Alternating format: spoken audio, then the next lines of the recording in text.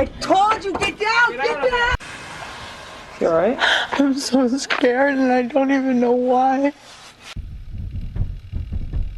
And the whole feeling of the room just changed. It went from, all of a sudden, from being just an interview to something that was actually happening. I mean, this was actually happening and nobody could explain it.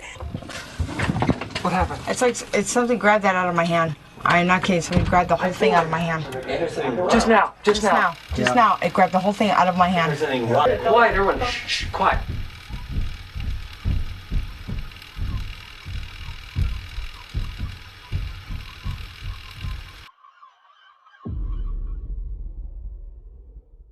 In the winter of 1988, 23-year-old Jackie Hernandez moved into a small rented bungalow at 593 West 11th Street, San Pedro, California. Jackie was a single mother of a 2-year-old boy named Jamie, but she was also heavily pregnant with her second child. The bungalow itself wasn't much, but it was hers. A place to rebuild, somewhere she could finally breathe again. A fresh start that was supposed to fix everything. She had recently divorced from her husband, Al Hernandez, although the split was amicable.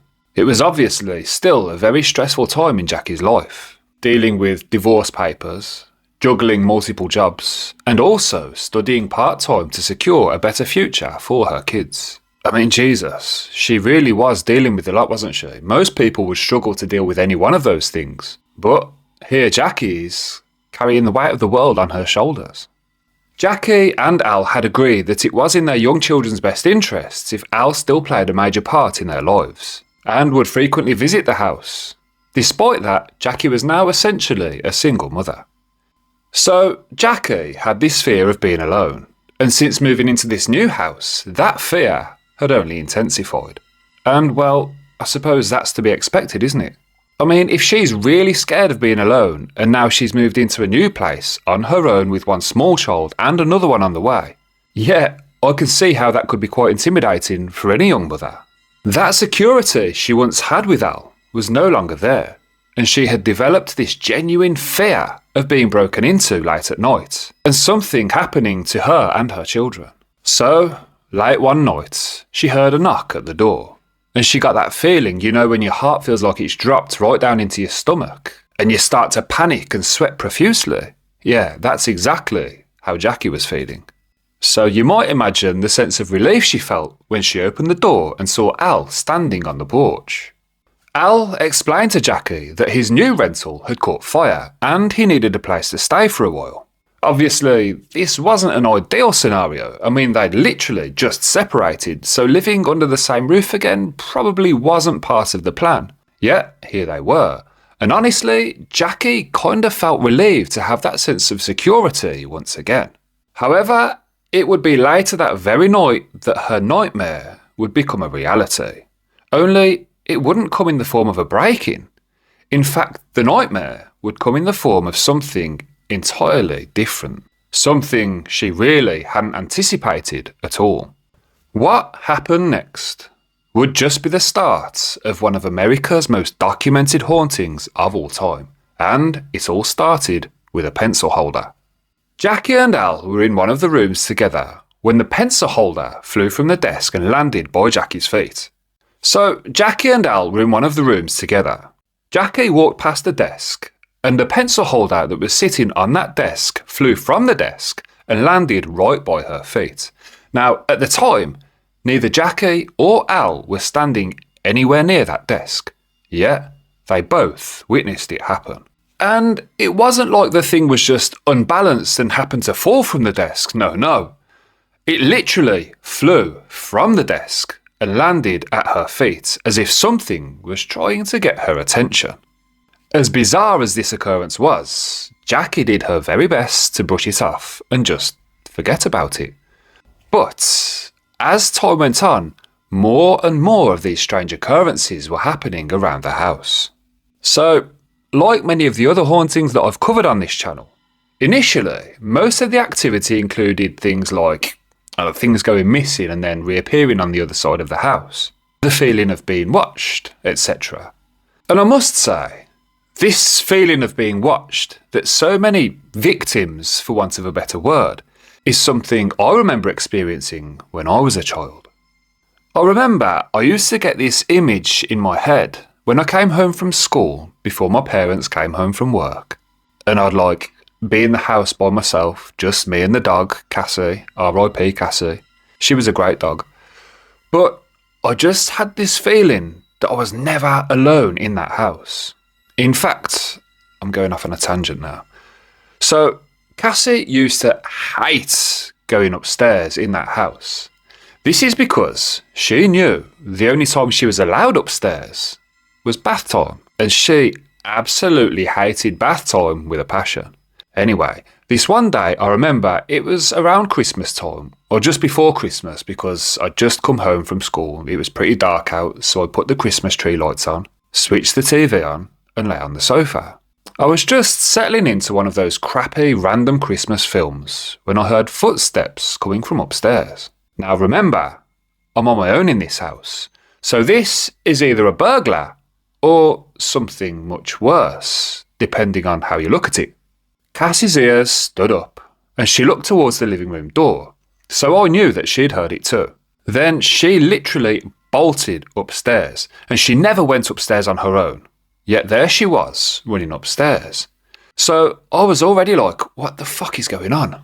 I could hear her walking around upstairs, and then she let out one of those really high-pitched dog cries. You know, the one they do when you step on their paw? Then she bolted back downstairs and hid behind the sofa.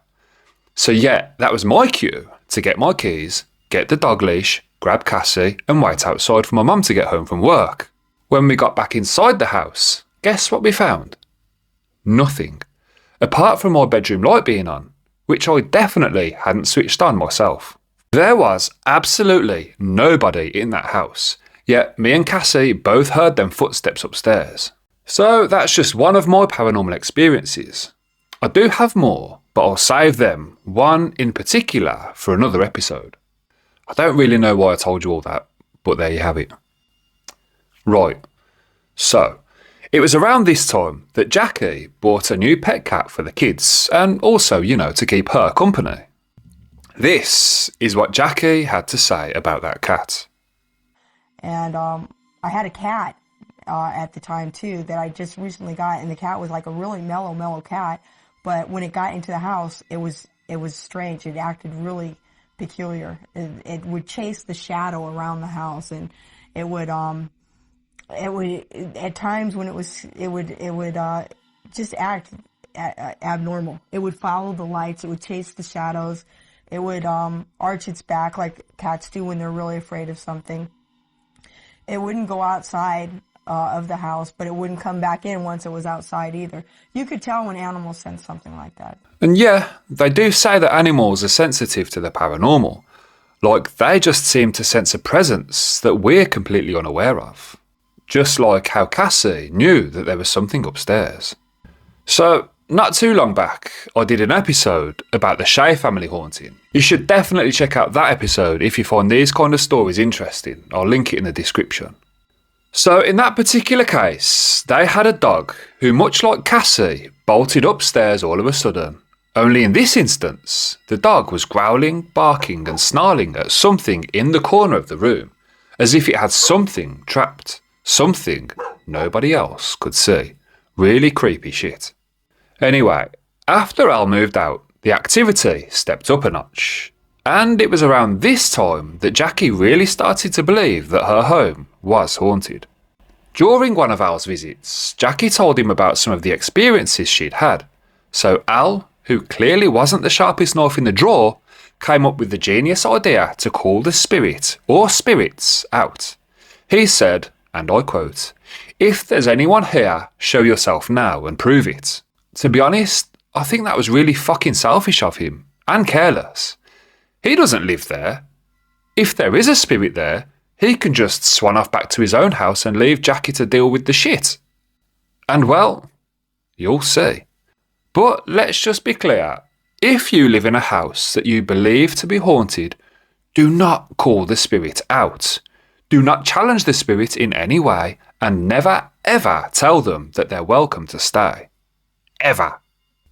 With Jackie being heavily pregnant, she would frequently wake up in the middle of the night to use the bathroom. I mean, for a pregnant woman, this really isn't strange at all. But what is strange is the time she woke up. Every night, bang on midnight, she would wake up with the urge to use the bathroom. And she said it didn't matter what time she went to bed, whether it was 7 p.m. or 11 p.m. Bang on midnight, she would wake up to use the bathroom. So that's definitely strange, but not necessarily creepy. You want creepy? Okay, this next part is creepy. So one night, Jackie wakes up to use the bathroom. It's midnight as usual. Jackie said she didn't have a bed at the time, so she was sleeping on a mattress on the living room floor. And I mean, away from the story, that's really not nice to hear. It's a real shame, a single mother, pregnant, sleeping on a mattress on the floor. I really can't help but genuinely feel sorry for Jackie. So, she climbed to her feet, and as she stood up, all of the roller blinds in the house shot up simultaneously. To be honest, if I'd just woken up at midnight and even one roller blind had shot up, I think I would have shit myself, like fuck you, Poltergeist. But for all of the blinds to shoot up at the same time, yeah, that would be absolutely terrifying.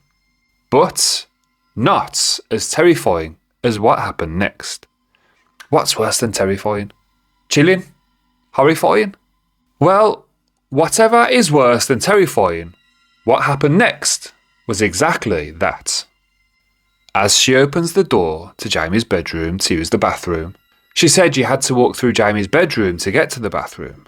So she opens the door to walk in, and the room was kind of slightly illuminated by the light in the bathroom, which she always kept on for Jamie.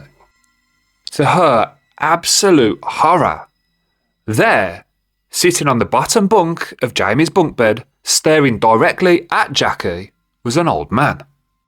Now, I'm sure you can imagine the look of sheer fear on Jackie's face. I mean, what the fuck was an old man doing in her son's bedroom? But as she walked through the door to confront the man, she realised that something really wasn't right about this man at all. So he was old, probably in his 60s, gaunt, painfully skinny, very pale, like deathly pale, almost grey. And she said the expression on his face was just like pure anger, as if he stared straight at her like he absolutely hated her. She turned away for a split second to turn on the light, and as she turned back towards him, he was gone. Vanished. Just like that. The man was gone. Interestingly, Jackie didn't say the man looked spectral. He didn't look like a ghost or a spirit at all. He looked dead. He looked like a corpse. It would be a few nights later when the next strange thing happened inside the house. It was an odd sound which sounded like it was coming from inside the walls. Jackie had just put Jamie to bed. She walked back to the living room where she sat down on the sofa, grabbed the TV remote and turned on the telly. You know, just trying to wind down and relax for the night, as you do. So as she sat there, concentrating on the TV, she became aware of a strange sound. It was a noise that began as a very slight tapping or knocking. And as I said, it sounded like it was coming from in the drywall. She would describe it as sounding like tiny pebbles were colliding like inside the wall itself and dropping down to the floor. It started off subtle and quiet, but seemed to grow louder and louder. So Jackie's sitting there watching television thinking, what the fuck is that sound? So she grabbed the TV remote, muted the TV and approached the drywall where the sound was coming from. She pressed up one ear to the wall and listened intently. She figured it must be some mice scaling the inside of the wall, or maybe some other rodents kicking pebbles or dirt from the floor above into the wall itself, which could very well be possible. You know, that sounds highly logical. But that theory very quickly fell apart when she heard what sounded like slow, creeping footsteps crossing the attic floor directly above her head. Human footsteps in an empty attic. Yeah, that is some seriously creepy shit. Somehow, she managed to convince herself that it was just her imagination. Or maybe, just maybe, she was too scared to deal with the reality of what was happening inside her home. A few days passed by with no further incidents, and Jackie really did just start to feel like maybe, just maybe, she had imagined those footsteps. I'm sorry, but you don't just imagine footsteps. Maybe the odd creak or knock here and there. But not footsteps. I mean, they're pretty distinct, aren't they? Now, at some point around this time, Jackie gave birth to her second child, a baby girl named Samantha. I've tried my best to pinpoint exactly where in the timeline of events Samantha was born. All I can find is that she was born in April of 1989, and it was somewhere around this point in the events. I'm sorry, that's the best I could do. Well, one particular evening, just after Samantha was born, Jackie had a visit from one of her closest friends, who just happened to be a neighbour, Susan Castaneda. I think that's how you pronounce it. Jackie put Jamie and Samantha to bed at their usual time, and the two friends took the opportunity to relax and have a chat in the living room. At some point during the evening, Jackie brought up the recent incidents and strange goings-on in the house and suggested that maybe, just maybe, she had some kind of rodent living in the attic. As she was in the middle of the conversation, she was just describing the pebble noises and the potential footsteps that she'd been hearing when she was interrupted abruptly by a loud bang which sounded like it was coming from in the kitchen. Both women paused for a second before shooting a concerned glance in the direction of the kitchen door. Susan turned to Jackie and said, "What the fuck was that?" Jackie, unsure of what had made the sound, said, "I'm not sure. Will you come with me to check it out?" And Susan's like, "Okay, sure, let's go and have a look." So they go into the kitchen and they find that a painting had fallen off the wall. I mean, it's definitely not unheard of for pictures or frames etc. to fall from walls, but I'd say it's usually if they haven't been put up properly, in which case they would more than likely fall down pretty soon after being put up. Not weeks or even months after, and this really kind of felt like something was looking for attention. Would you agree?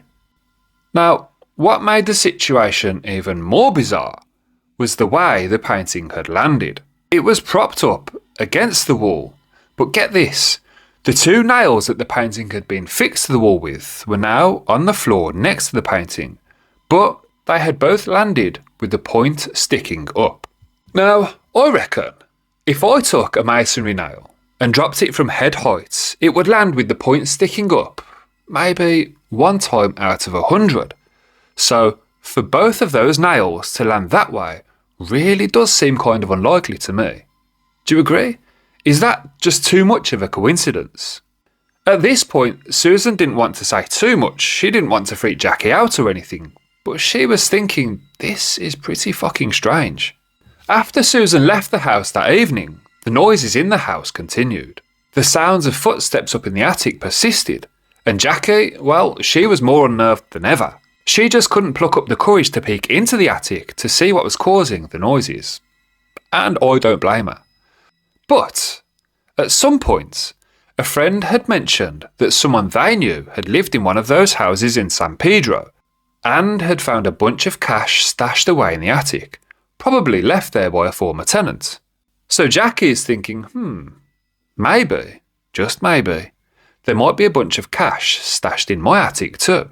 So she tried to put those strange noises out of her mind and headed up into the attic to search for some long-lost fortune.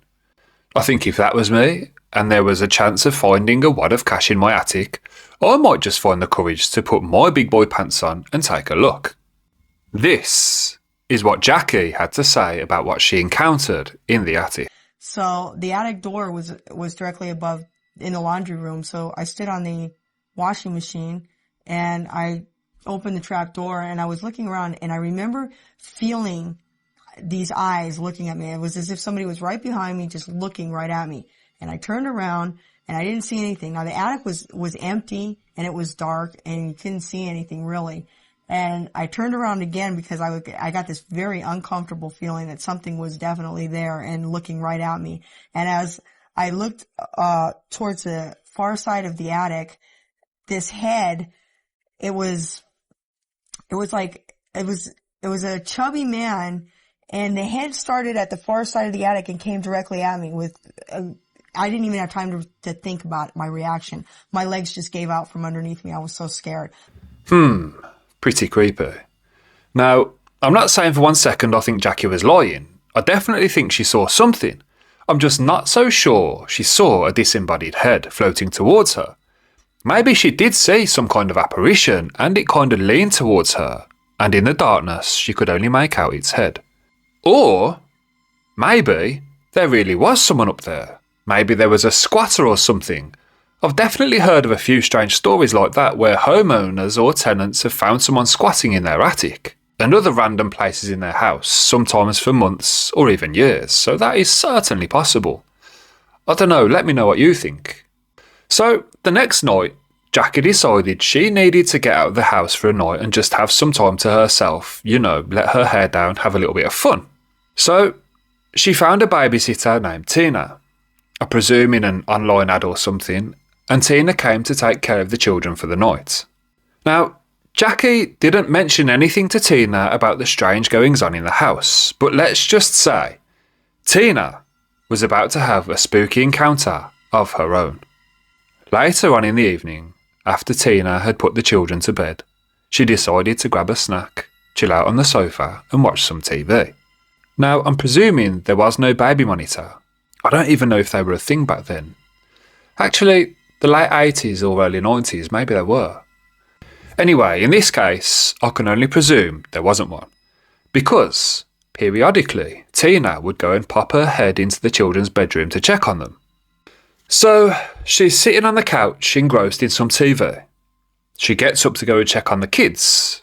She reaches the bedroom door, but this time, as she reaches for the door handle, the door pushes open by itself, like actually pushes towards her hand. You could say maybe it was a gust of wind, etc, blah blah blah, but that just seems way too coincidental for me. A gust of wind could have blown that door open at any point during the night, but it just so happened as she reached for the door. Nah, that was a ghost. So a little bit creeped out, as anyone would be, Tina reluctantly popped her head into the bedroom and both of the children were sound asleep. Nothing seemed strange inside the bedroom at all. So, she went back to the sofa to carry on with her programme, and before long, Jackie would return home from her night out. When Jackie got home, Tina told her what had happened with the door. She explained that she was a bit creeped out, almost expecting Jackie to say, "Oh, that happens all the time, old doors, old frames, nothing to worry about." But Jackie didn't do that. She didn't say anything. Her face just kind of went as white as a sheet. In fact, it was written all over Jackie's face.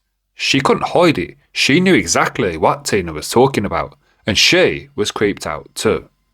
Well, Tina would take her payment and promptly leave without muttering another word. There would be no more creepy incidents inside the house. Well, for the remainder of that night, anyway. A while later, Jackie would invite her friend Chrissy over to watch the kids for a while. They were sitting in the kitchen discussing the children's bedtime routine when Chrissy spotted something very strange. Up on the ceiling in the kitchen, she spotted a weird kind of light out of the corner of her eye. This strange light was just kind of glowing near the ceiling. Initially, she thought that maybe Jackie had installed a new light fitting or something, but Jackie said she hadn't. So they both kind of sat there staring at this bizarre round light as it began slowly rotating in a circular motion before it divided into separate multiple orbs that were just kind of orbiting around each other. So they knew they were never going to be able to convince anyone that they had seen this abnormality. They knew they needed proof. So they actually grabbed Jackie's camera and took a picture. This would be the first piece of evidence captured during the San Pedro Haunting, but this supernatural phenomenon would not only continue, it would dramatically intensify over time. Jackie started to notice what looked like coagulated blood oozing from the walls and units in her kitchen. Now, this is where it gets quite interesting to me, because when I first saw the pictures, my initial thought was that it just looked like coagulated kitchen grease that comes from a cooker or stove that hasn't been cleaned in a while. I know on my extractor fan, above my cooker, I'm constantly having to clean the mesh guard things because after a while they get coated in like an amber-coloured grease. However, this ooze smelled like rotten flesh. It was disgusting, and according to reports, samples of this secretion were collected and tested in a lab. The test reports confirmed that the liquid was in fact male human blood plasma with a high copper and iodine content. This might suggest, get this, that the plasma came from a decomposing body. Like, that is fucking disgusting for that to be in a kitchen where, you prepare food, etc. Like, that's just grossly unhygienic. And B, how is that even possible? Like, where the hell would they get blood plasma from a decomposing body? As a blood plasma donor myself, I can confirm that the ooze does in fact resemble blood plasma. But when I donate plasma, it's done in a two-part process. The blood is drawn, spun in a machine where it separates the red blood cells from the plasma. Then the red blood cells are returned to the donor through the same tube and needle, and the plasma is collected in a bag.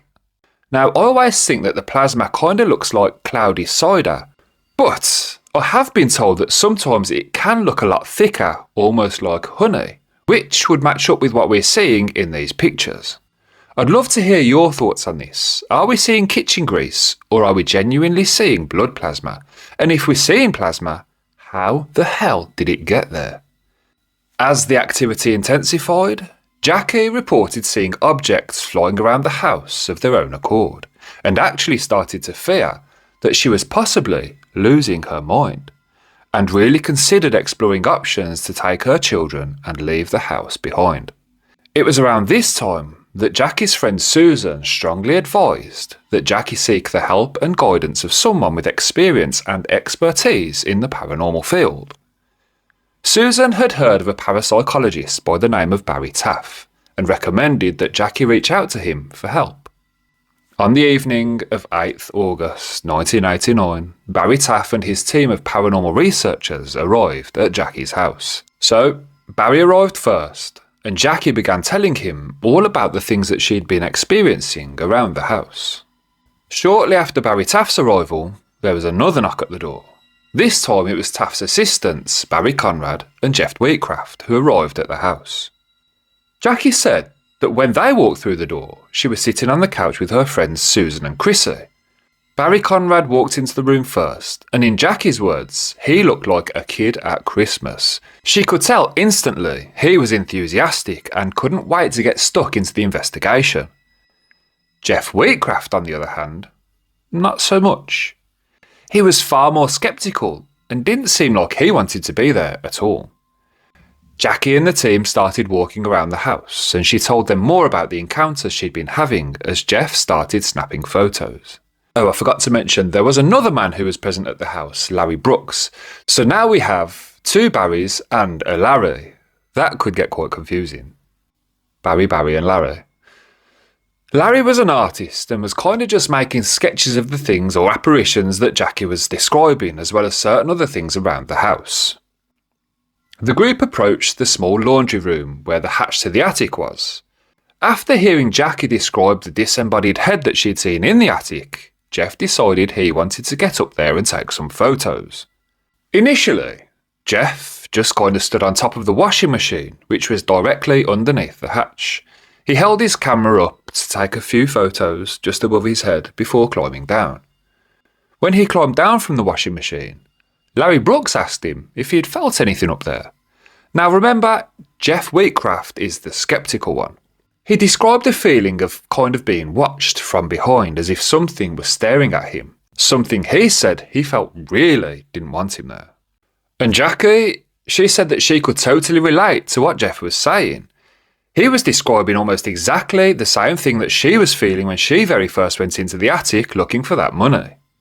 Larry Brooks asked Jeff if he would consider going back up into the attic and taking shots with his camera over his shoulder, So to kind of hold the camera facing him to take photos of whatever was behind him. Basically, a selfie to try to catch an image of whatever was lurking over his shoulder. So Jeff said, yeah, why not? Let's see what happens. Well, Jeff, Mr. Wheatcroft, you're about to find out what happens. Jeff climbed back up onto the washing machine with his camera suspended around his neck. He pulled himself up into the loft, fully this time, and started taking shots. Everybody downstairs in the laundry room, directly underneath where Jeff was standing, just kind of stood there, talking while Jeff did his thing. After a minute or so, a loud scream came from up in the attic, and Jeff came scrambling back down through the hatch onto the washing machine, looking absolutely terrified. He was as white as a ghost, excuse the pun, and he was shaking like a shitting dog. Obviously everyone was asking him what had happened. Clearly something had really scared him up there. Okay, why did you go up in the attic in the first place? Jackie Hernandez had told us about the disembodied head in the attic. I just wanted to go up to see if I could see anything at all. I took some photos the first time I went upstairs. Now these photos were taken like I would normally take photos, just straight on, straight ahead. I went downstairs, and we were talking downstairs for a while, and one of the gentlemen, I think it was Barry Taft, said, why don't you take some photos behind you? In other words, with the lens behind you. So I figured, okay, let's try that. I went upstairs. I started clicking off some photos. It was dark, totally dark, so it was like a time exposure thing. I fired first, second, and just as I fired into the third frame, something pulled this camera from my hands. I had it over my shoulder like this, firing. Something just pulled the whole camera out. Then, at that particular moment, I went downstairs just as fast as you could imagine. In Jeff's words, he said, the fucking thing pulled the camera right out of my hands. He would describe the feeling as if something had wrapped a rope around the camera and pulled as hard as possible. A few of the men went back up into the attic to search for the camera, while Barry went back outside to fetch his video equipment. It took the men around 40 minutes of searching up in the dark attic to find the camera. This isn't a large attic, it's only a small bungalow, yet it took them that long to find it. Strangely though, the camera itself was on one side of the attic, and the lens was on completely the opposite side. Something in that attic definitely wasn't giving them permission to be photographed. When Barry Conrad went up into the attic with Jeff, his video equipment stopped working. When he came back down from the attic, it was working again. So he thought, oh, for fuck's sake, let's go back up there. Once again, it just refused to work. Or something refused to allow it to work. And once again, while they were up there, the group down below heard yet another scream. Jeff claimed that while he was up there, he was pushed really hard in the back by what felt like an abnormally large skeletal hand. Only this time, Barry was up there with him to witness it. So forceful, in fact, was the push in Jeff's back that he had to go and receive medical attention. Come on, Jeff, we all know you came to the house giving it loads, then you've shit yourself when you've actually experienced something paranormal. Be honest, you're a tit.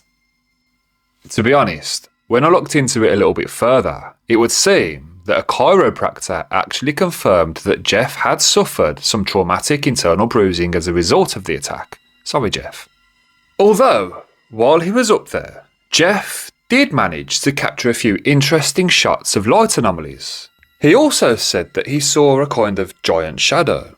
But when you're up in a dark attic and you've got flashlights shining, I guess you're gonna see some creepy looking shadows. That could definitely have just been pareidolia. But as for light anomalies, I'm certainly no expert when it comes to things like this. I know bugs and floating bits of dust can often reflect the light and make it look like an orb, but I don't know. It kind of looks legit to me. What do you think? Do you think these look like orbs? When Jeff and Barry Conrad returned to the ground floor, they both heard footsteps coming from the attic above them.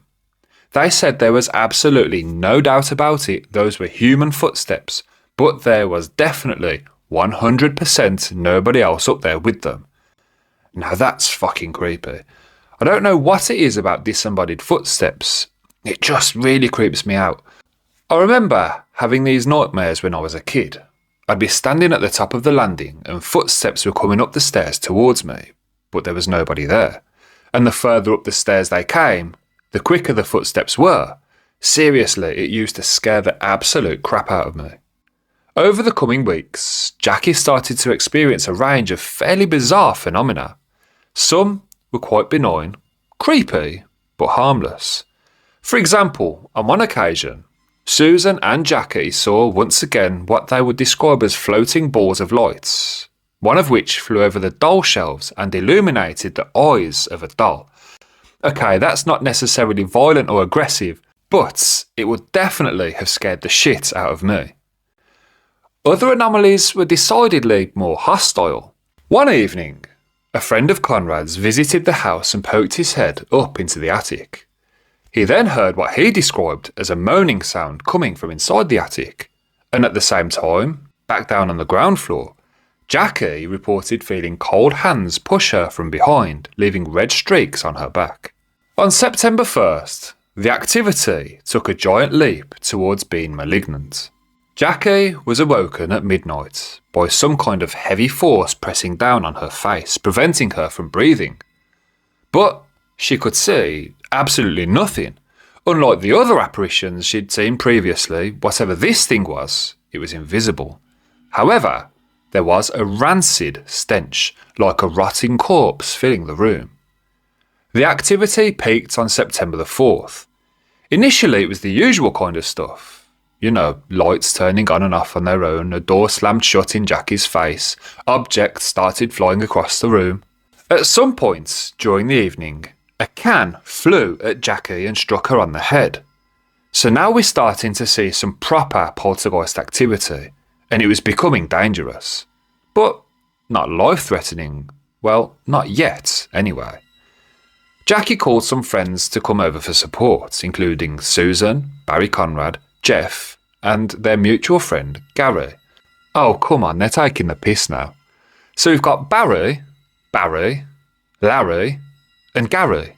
Now all we need is a Harry. And then, of course, we've got Jeff. My name is Jeff. Jeff once again went up into the attic, where Jackie had reported hearing moaning sounds and what sounded like finger snaps. Yeah, okay, it sounds like something was literally trying to get her attention and lure her into the attic. So Jeff was up in the attic and Gary waited just below on top of the washing machine with a camera in his hand. At this point, everyone in the house had started to notice that awful rotting stench, while Jackie and Conrad also reported seeing lights in the laundry room. So now it sounds like we have multiple manifestations occurring simultaneously at different places in the house, which would suggest to me that we're dealing with multiple entities. Maybe the skinny man in the red flannel shirt and the man with the chubby face that Jackie had seen in the attic. So Jeff and Gary were kind of communicating while Jeff was up in the attic, when suddenly Gary heard a scream coming from Jeff, and he noticed that the attic above him had gone completely dark. Gary, with his camera in his hand, climbed up into the attic where he could see Jeff's flashlight on the ground.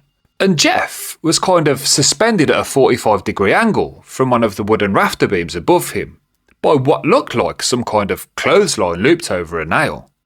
Gary said he looked at Jeff's face and he looked completely vacant. His eyes were wide open, but he was unresponsive for a moment before seemingly snapping out of his trance. In an interview, Gary said the following. So the first thing that I could see, and looking back towards him, was that from just what little light was coming up from the opening, he was wearing a white shirt, but I could see that he wasn't standing up straight. One of the questions that I get asked the most is, it's like, well, why did I take a picture? Why didn't I run to help him or see what was going on or whatever? And the reason was, as I said, when he dropped the flashlight, the attic went dark. So I couldn't see So I had this camera in my hand, so my first reaction was simply to raise the camera and take a photograph of why was he on this 45-degree angle I couldn't see anyway kind of thing. Yet there was absolutely no expression on his face. It was like completely blank. What was interesting about when I first got over to Jeff, he did two things which he contradicted himself, just one thing after another. When I first got up to him, he had started to relax, and because I said he was originally like gripping around this board in the attic, just holding on to it. And he started to relax a little bit. And as I approached him, the first thing he said to me was, "There's something on my neck." Now, I had heard from the time that they had been down there before, they had talked about being pushed or feeling something behind them or things like that, which I didn't, know myself. But when he said, "There's something on my neck," and he said it very clearly, I put my hand behind his head, at his neck to see if there really was something physically there. And I don't remember exactly what I said to him. I know what he said, but he said something, he said, "There's something on my neck." And I said, "Well, I don't think there's anything there," or something to that effect. And then he almost became angry. He said, "There's nothing on my neck." So he said two things which contradicted each other. First, he said, "There's something on my neck." Then he said, "There's nothing on my neck." And he said it almost like he was angry the second time.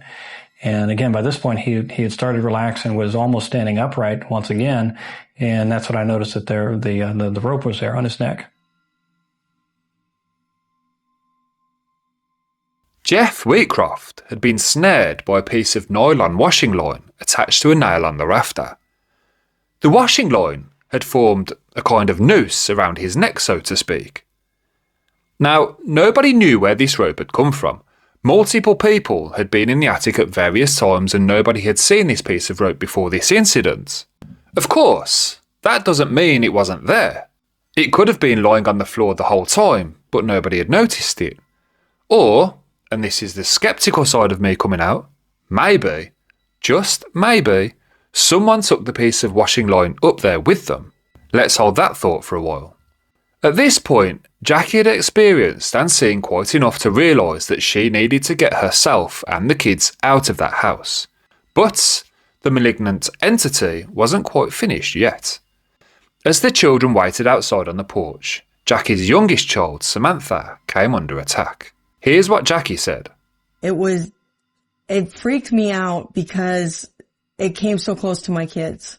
And it was almost as if it was saying to me, "Hey, I can do what I want to. Don't tell me not to mess with your kids, because if I want to, I will. I can do anything I want." I don't know. Look at what's on the baby. Come on, you guys. Let's go. Please, let's go. Please, let's go. Please, what happened to her? Oh, my God. Perhaps the entity saw this as a direct challenge. Jackie relocated with her children into a small trailer in Weldon, California. Roughly a 3-hour drive from San Pedro. But if you think that was the end of the haunting, you'd be wrong. By March 1990, the activity returned. One day, Al, who was napping at the trailer, got up suddenly and went outside towards the storage shed. From inside the trailer, Jackie watched him stare silently inside the shed before returning to the trailer. At which point, a smoky dark plume shot into the back of his head. Al turned violently on Jackie, attacking her until the smoke exited his body and he snapped out of this trance-like state. And once again, Jackie's babysitter also witnessed disturbing events. 16-year-old Tina Lawler, the same babysitter from earlier, saw a grey human-shaped shadow, weird lights drifting through the trailer, and get this, blood-coloured scratches on the walls. And later, she and Jackie found a fallen lamp on the bedspread, leaving behind a scorch mark in the shape of a horned face. On the morning of April the 1st, neighbours helped Jackie move a large TV. All of them saw the reflection of an evil, corpse-like old man's face, its eyes moving in the dark corner of the screen. That sounds a lot like the description of the old man who was sitting on the bunk bed in Jamie's bedroom. After this, activity surged again. Doors opening and closing on their own. Tapping on the windows, the sofa lifting entirely off the floor, disembodied voices around the shed, and sightings of human shapes and skeletal figures. On September 24th, 1989, not long after leaving the San Pedro bungalow, Jackie invited some friends and a local psychic back to the house to try to contact the entity. 2 Ouija sessions followed. They claimed to learn that 5 spirits were present, including one calling itself SME. Months later, as activity intensified in Weldon, Barry Conrad and Jeff Wheatcraft visited Jackie on April 13th, 1990. After the interviews, only Tina remained with them and Jackie pushed for another Ouija session. Conrad set up 2 video cameras, but neither of them worked. Coincidence? Conrad and Wheatcraft handled the planchette while Jackie wrote down the answers. When asked its name, the board again spelled SME, just like before. But now the planchette moved so rapidly it was hard to follow. The entity answered questions by saying, it was a ghost from hell, it was born in 1912, it was held underwater in San Pedro Bay in 1930, and finally it focused on Wheatcraft because he resembled its killer. The temperature dropped sharply, the table started to vibrate, shake and shift violently, and then a loud banging sound filled the room before the candles blew out one by one, even though everyone's feet were visible on the floor according to Tina. When asked, who do you hate, the board spelled Jeff, right before Wheatcraft and his chair were thrown backwards into the wall. Later that night, Wheatcraft seemed possessed and insisted they continue. They discovered that the spirit was feeding on their energy. In May, while Jackie went back to San Pedro to visit Susan, both of the women saw a glowing orb float over a fence and disappear into Harbour View Memorial Cemetery, guiding them to the grave of a man called John G. Damon, who owned Jackie's former home from 1910 to 1913. Although the activity weakened over the following weeks, it continued even after Jackie moved again, this time just 4 blocks from the house in San Pedro. She saw orbs more than once and managed to photograph some of them. After July 1990, the focus seemed to shift to the investigators. Barry Conrad had previously noticed odd happenings in his Studio City apartment. But after July, his home became one of the centre points of the activity. Fires starting on their own, electronics failing, burners turning on by themselves, objects disappearing and reappearing in strange places. Jeff, on the other hand, felt icy fingers clamp onto his leg before being shoved so hard he was left with claw-like scratches. Both Jeff and Gary later dealt with incidents inside their own homes. On December 4th, Conrad, Jeff and Gary encountered over 40 separate disturbances in just a few hours. Lights shooting through Jeff's chest before he was hurled backwards, and a tall humanoid mass of light sliding through a wall, while smaller objects pelted them as they chased it towards a bedroom. After that night, the events gradually decreased for everyone, including Jackie. She continued sensing a presence for a few years, but over time it faded completely. The case of the San Pedro Haunting continues to divide investigators. Was this a revenant haunting or a trauma-driven poltergeist? Given the overlap, the answer may be both. Personally, I do believe that Jackie Hernandez was experiencing poltergeist activity. I believe that the house was haunted, but I also believe that some of the experiences and encounters were exaggerated for extra publicity. Remember, Jeff Wheatcraft was a huge skeptic when he first arrived at the house, yet most of the activity seemed to be focused around him. This isn't consistent with most hauntings of this type. It's usually the weakest, youngest or most vulnerable person in the house, and Jeff was none of those things.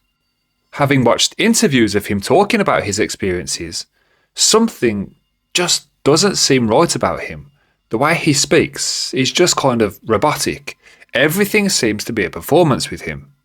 It's easy to pretend to be pushed or held down. And the rope, I'm not saying Jeff took the rope up there, placed it around his own neck and looped it over a nail, but I'm not saying a ghost did it either. I'll play a short piece of Jeff's interview, and you let me know what you think in the comments. But you know, as I walked around, I felt like there was something looking at me. You know, you get this feeling where something's looking at you or something's behind you, and you just feel just very uneasy, and you're always kind of looking back to see if there is anything. That's the feeling I got the first night that I looked up in the attic. And there you have it. Don't forget to put your thoughts in the comments. Please like the video and subscribe to the channel. Thanks for watching. I'm your host, Severed Soul.